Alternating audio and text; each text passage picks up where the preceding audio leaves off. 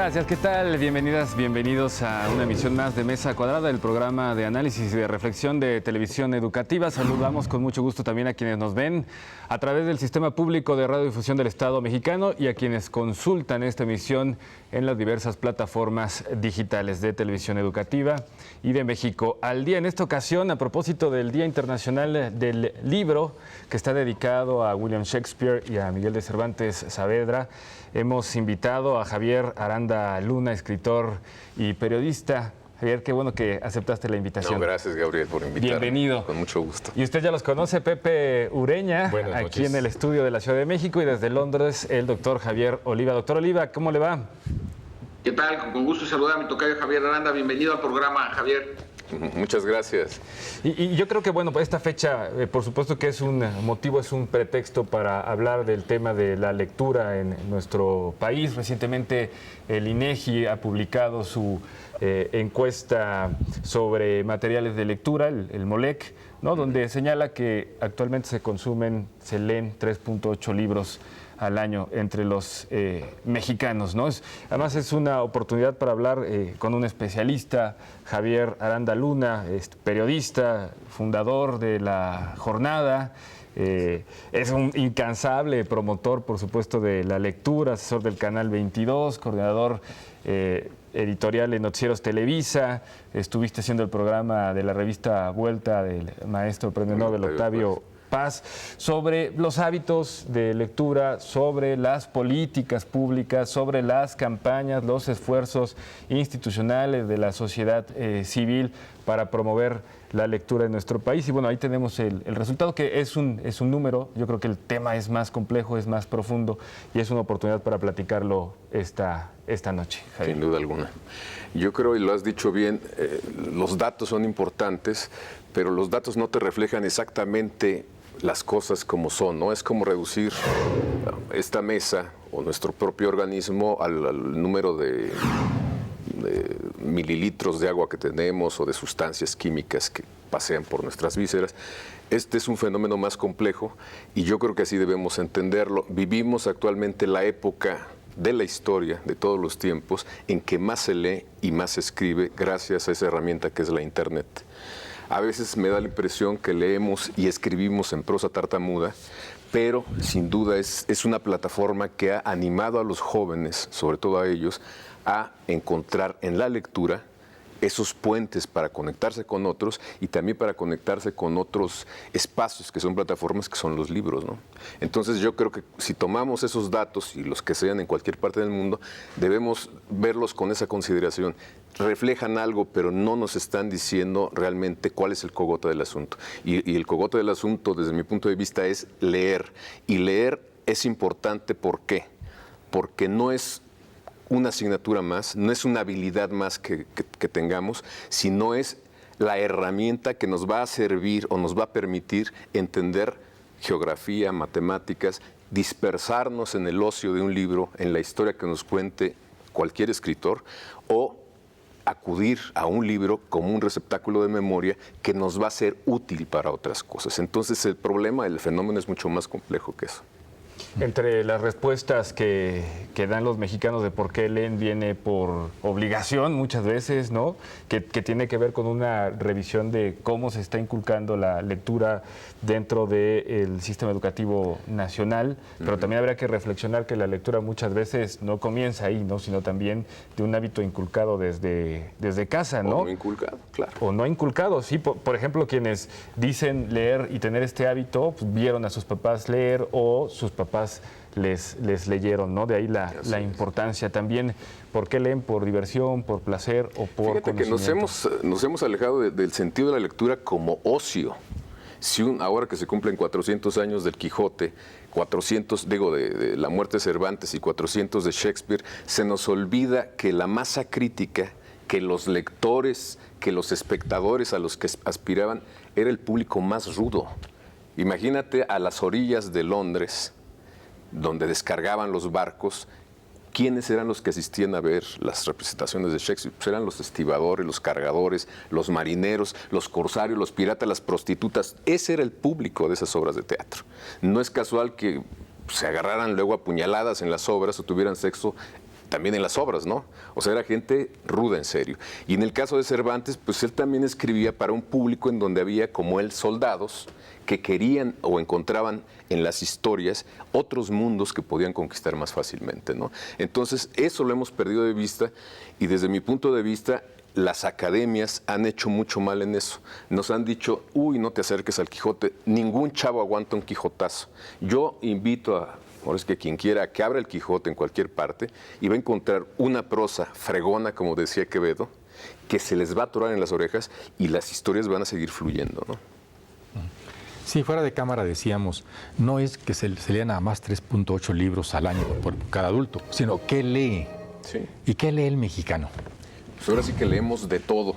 A mí me gustaría que se acercaran más a los clásicos y es bien curioso porque cuando hablas con lectores que se están haciendo, que son jóvenes, empiezan obviamente por los bestsellers, ¿no? Por las sagas de los vampiros y todo eso. Y solitos, los que son constantes, de repente llegan. Un día me pasó con una chavita, tenía 18 años, 19, en la calle y me dice que le gustaban mucho las historias de las brujas. Y en una de esas le cayó el Fausto de Goethe. Y dijo, aquí nacieron las brujas. Es una historia más completa, más compleja, más rica, más llena de imágenes poderosas que lo que están acostumbrados a leer. Entonces llegan finalmente ahí. Leemos muchas cosas que son, pues ahora sí que desechables, ¿no? Que es como la comida. Comemos demasiada chatarra, leemos demasiada chatarra y yo creo que podemos ir afinando y ahí sí el Estado y también las familias tenemos mucho que ver para decirles no te limites a esto y no decir como algunos especialistas de la Academia de la Lengua Mexicana y de España que dicen ningún chavo aguanta un quijotazo. Yo estoy seguro que lo aguantan. Doctor Javier Oliva, le saludo de nueva cuenta con gusto.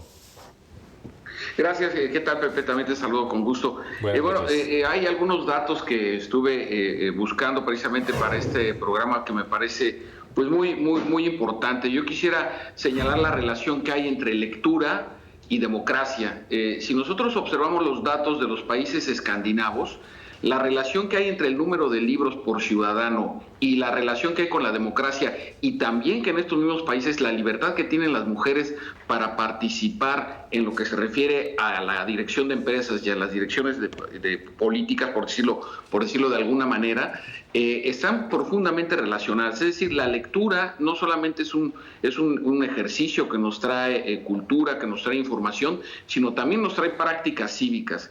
Y esto me parece fundamental porque en países como México, donde se lee poco, no es de extrañar, y acabamos de saber las gravísimas daños físicos que padecen las mujeres en nuestro país, víctimas de agresiones de todo tipo, principalmente sexuales, y pues que de alguna manera el correlato que yo quiero establecer con mis intervenciones en este programa es cómo la ausencia de lecturas va de la mano de prácticas inciviles. Y esto de alguna forma, por ejemplo en la Unión Europea, el 65% de las personas encuestadas para el estudio declararon que en el último año habían leído 5 libros en el año. Lo cual hace un promedio muy interesante. Aquí en Londres es muy afortunado encontrarse librerías de 4 o 5 pisos donde hay ensayo, poesía, literatura. Y como Javier Aranda lo debe saber bien como experto en la materia, pues es un país donde ha tenido un gran desarrollo la novela policíaca y lo que se conoce como la novela negra. Entonces es bien interesante observar cómo la gente que lee, las sociedades que están acostumbradas a la buena lectura, también tienen prácticas cívicas muy importantes, y que esto a su vez pues desde luego tiene y termina por fortalecer la democracia. Y déjenme darle un enfoque de género a las implicaciones positivas que tiene la lectura a nivel social, Gabriel. Muy interesante lo que dice. Claro, es muy importante lo que dice, y los datos que da les damos seguimiento. La gente a nivel pueblo, grupo social fuerte, empieza a leer con la Reforma Protestante. Lo que hace Lutero, más allá del discurso ideológico, religioso, lo que hace es traducir la Biblia. En esto creemos, lo traduzco para que lo lea el que quiera. Ya no va a ser el clérigo que el que diga, esto dice en este libro y deben hacer tal cosa. No, léalo el que sea. Y en ese sentido sí hay una relación muy fuerte entre los países nórdicos, Alemania, todos los países sajones que en democracia están súper adelantados, Inglaterra, porque hay más ese acercarse a las cosas sin miedo, ese conocer también en dónde estás parado. No es casual que a nivel, digamos, masa o pueblo, hayamos empezado los latinos, los países latinos, después de 200 años de la Reforma Protestante. Empezamos realmente a vulgarizar el libro después de la Revolución Francesa. Nos llevan más de 200 años. Entonces, eso se nota en prácticas políticas y democráticas. Y los riesgos, por ejemplo, del caso de Alemania, ¿no? Dicen una sociedad muy civilizada, pero que de pronto tiene un personaje como Hitler y todo un movimiento como el nazismo. ¿Cómo es posible, no? Si tienen altos niveles de lectura y de cultura, pero lo primero que hicieron los nazis fue quemar precisamente los libros. Bueno, hacemos una pausa, volvemos a Mesa Cuadrada.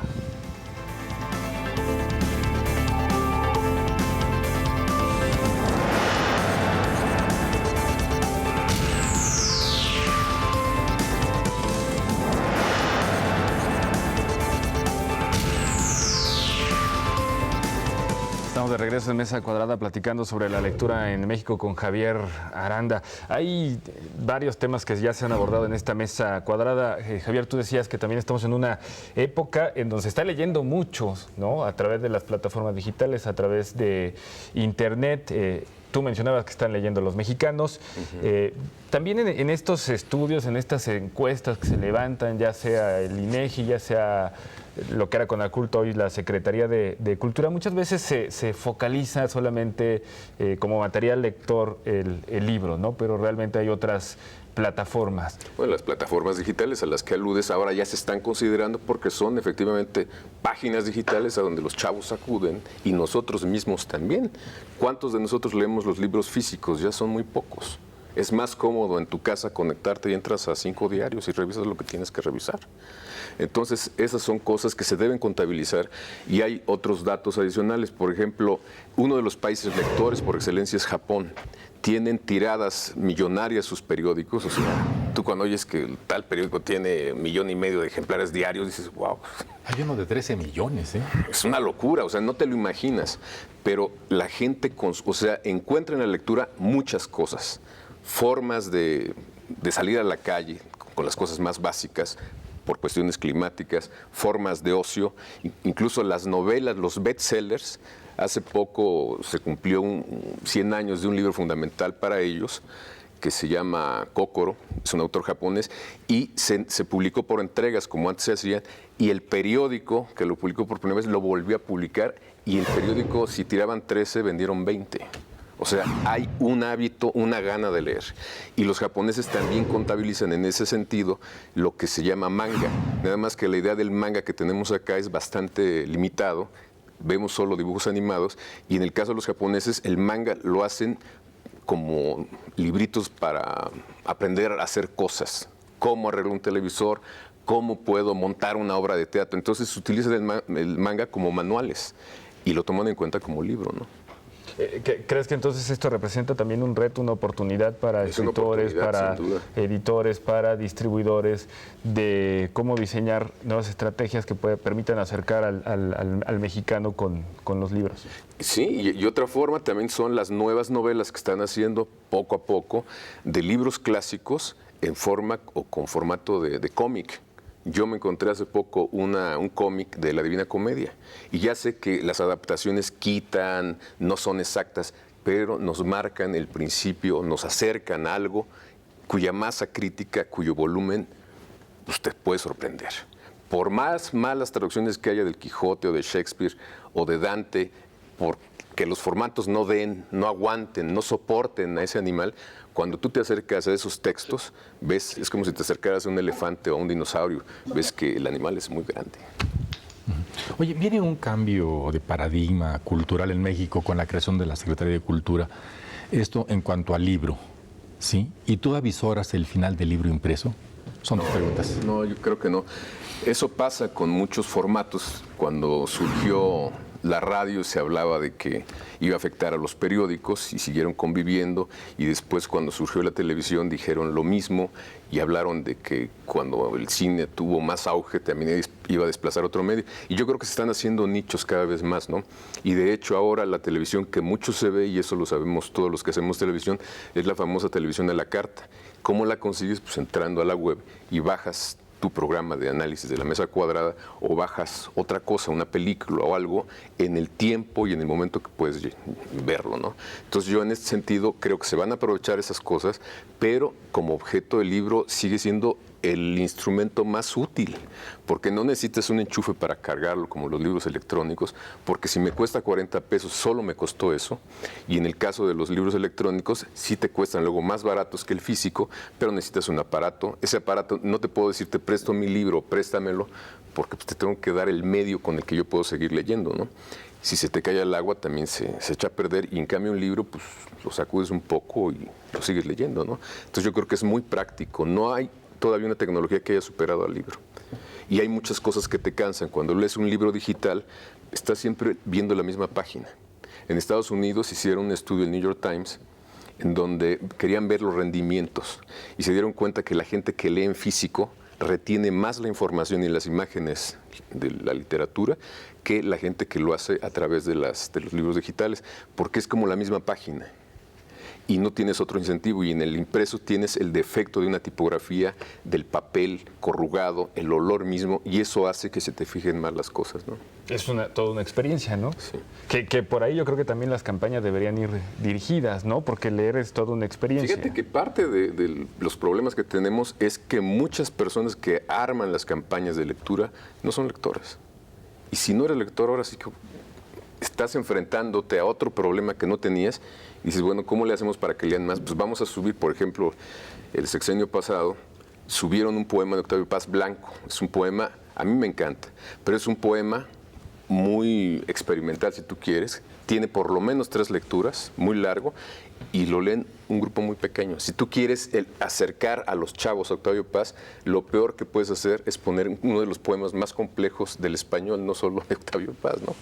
Pones algo un poco que jale a los chavos, pones Piedra de Sol o pones el libro último de Octavio Paz, que es como el resumen de su poética, en donde hay erotismo, donde hay mucha cosa humana, donde hay la relación posible con la divinidad, y eso la gente lo va a agarrar mejor, y de ahí pueden pasar a unas cosas más complejas. En tu experiencia, como eres un incansable promotor de la lectura, ¿cuál consideras que es lo que se debe vencer, lo que se debe derribar, que digamos, muro, ¿no? con la gente, con los jóvenes, Pues quitarnos la idea de que leer es algo de especialistas, y ahí sí las academias, que me perdonen, pero son muy culpables de eso. Se han convertido en los obispos y nos dicen que los usos de los adjetivos son estos en Cervantes y en Shakespeare son aquellos otros, y se olvidan que el gusto y la gana de escribir fue de estos autores para conectar con la gente, no para que contabilizaran verbos, para que vieran estructuras, que las usaron y obviamente tenían mucha capacidad y cultura, pero querían comunicar algo. Se olvida mucho el qué se comunica, las historias que nos cuentan. Por ejemplo, esta edición que hace la Academia, que dice adaptada por Pérez Reverte, pues lo que hace es reducirla. Él dice, o dicen en el prólogo, que quitaron historias que como que no tenían sentido. Francamente es como decir, bueno, redúceme un árbol, un encino gigantesco, y déjalo en las ramas básicas. ¿Cuáles son las ramas básicas? O córtale raíces porque son demasiado fuertes. Pues es un encino, así son. Redúceme a su expresión básica, a un dinosaurio, o al concepto de Dios. A ver, dime en 3 palabras en un tuit, ¿qué significa Dios? Hay tratados y tratados, pues deja que cada quien lea y se acerque a las cosas como sea, ¿no? Se rompe el espíritu del escritor en este caso. Totalmente. ¿Sí? Y además es muy subjetivo. ¿Quién decide qué es lo Así esencial? Por supuesto, José. Porque además la lectura es un proceso de intermediación entre el lector y el autor, ¿no? Sí, y de este autor con este lector ahora. Y en 5 años o en 2 lo vuelves a leer y vas a encontrar otras cosas que te van a emocionar, quizá más que las que te emocionaron al principio. Les vas a ver más sentido, vas a tener más vida vivida y vas a aprovechar mejor el libro. Efectivamente, ¿qué sería nuestro mundo sin Kafka, sin Tolstoy, sin Joyce? ¿No? Ahí se entiende el sentido que la lectura tiene para... Es que hemos analizado muchas cosas, la política, el rollo social, todo lo hemos analizado, y entre otras cosas hemos analizado la lectura también, ¿no? Entonces nos quedamos por lo encimita. Si vamos a hablar de vampiros, pues vamos a entrar en serio ¿cómo se llama? Frankenstein, a todos ellos, ¿no?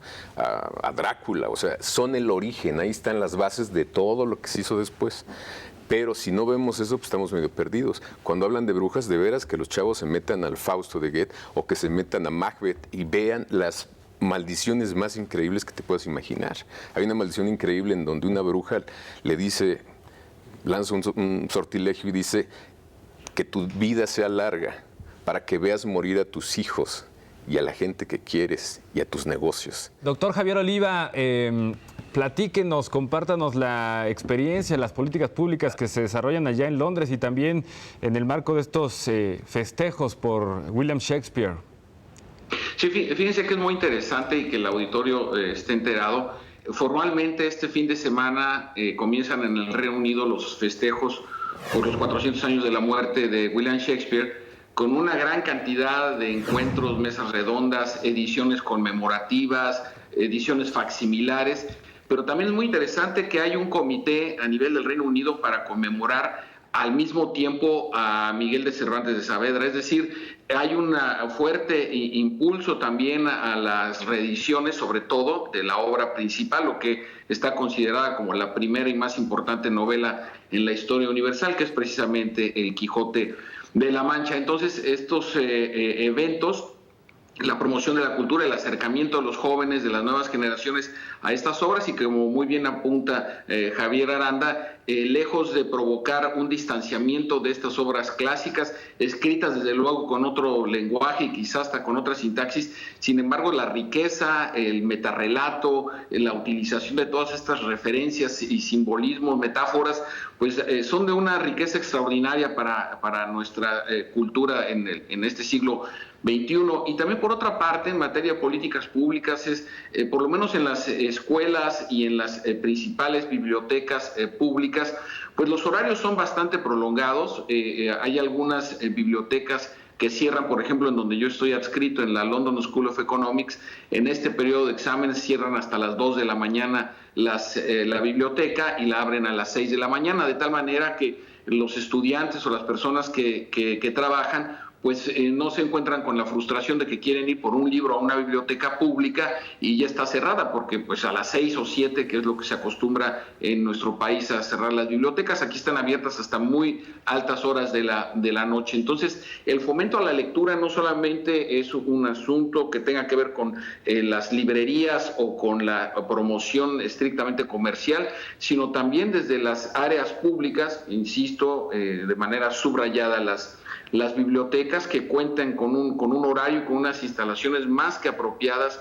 para hacer del ejercicio de la lectura un ejercicio de aprendizaje y un ejercicio lúdico. Y esto reditúa, por ejemplo, el dato que a mí más me sorprendió que para preparar para este programa, es que Finlandia tiene el primer lugar de países, del número de libros per cápita. Tiene 47 libros, lee en promedio anualmente cada finlandés, que lo ubica en primer lugar de los países europeos. Entonces, cuando nosotros nos encontramos con este tipo de experiencias, de conocimiento, de acercamiento a los diversos géneros de la literatura, pues es evidente que también encontramos una sociedad como Finlandia, en donde el héroe más importante que tienen ellos es Jan Sibelius, un compositor sinfónico, es como su héroe de la independencia, y pues esto también nos habla de un perfil social y cultural muy interesante. Yo creo que todas estas medidas que estén enfocadas a la promoción de la cultura,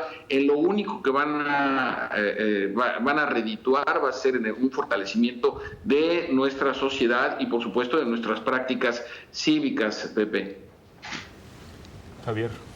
No, estoy totalmente de acuerdo, das datos muy interesantes, la sociedad finlandesa en efecto es otra, pero ahí también lo que nos está hablando este tipo de lecturas es que los finlandeses asumieron la lectura como una cosa importante socialmente. No es solo el gobierno, es la sociedad misma. A mí me sorprende mucho que luego me preguntan en la calle, oiga, tengo un hijo y quiero que lea porque es importante. Yo siempre les digo, me dicen, ¿cómo le hago? Le digo, ¿usted lee? Que siempre me dicen, no tengo tiempo, o ya estudié, pasó mi época. Le digo, pues su hijo nunca va a leer, o sea. Si uno no le da la importancia a la lectura, si no nos ven los cercanos a nosotros divirtiéndonos o estando satisfechos con algo que encontramos, un dato importante, pues difícilmente podemos decirle, ahora tú haces esa tarea porque pues, es tu época, tienes que leer lo que sea. No. Tenemos que verlo como vemos las películas. Cuando vamos al cine, regresamos y con nuestra familia y nuestros amigos hablamos de la actuación de fulano, de mengano, de la historia que más nos gustó de tal película. Y en el caso de los libros no pasa eso. O sea, yo no me he encontrado en serio hasta ahora una familia en donde el papá le diga, no, es que en la isla del Tesoro, por ejemplo, ese lugar tan infecto que era Bembo, donde llegaban los piratas, a mí me dio miedo, me sorprendieron mucho esos símbolos que son los ojos parchados o las patas de palo. Eso no lo encuentras y debería verse de esa manera, como cuando tú vas al parque y te sorprendió un león. Lo mismo puedes decir que a mí me sorprendió la sonoridad de un poema de un escritor que le dedica al tigre, el famoso Tiger, Tiger, Burning Bright in the Forest of the Night. O sea, es una sonoridad y son imágenes muy fuertes. Así como te emociona la vida, la literatura, de verdad, pues es una cosa viva, ¿no? Y ahí nos hemos perdido, desgraciadamente, por cuestiones de mercado. Oye, Javier, ¿y cómo andamos en autores en este momento, en escritores? Pues andamos bien y mal. Hay buenos esfuerzos, por ejemplo, hay milagros, y no temo decirlo, milagros como Harry Potter, que fue un libro que los editores, los especialistas chutaron 3 veces, y que lo rescató alguien que trabajaba en una editorial y empezó a ver unos manuscritos. Era alguien que hacía la limpieza y empezó a leerlo y de repente le dijo al editor, échale un ojo, realmente vale la pena.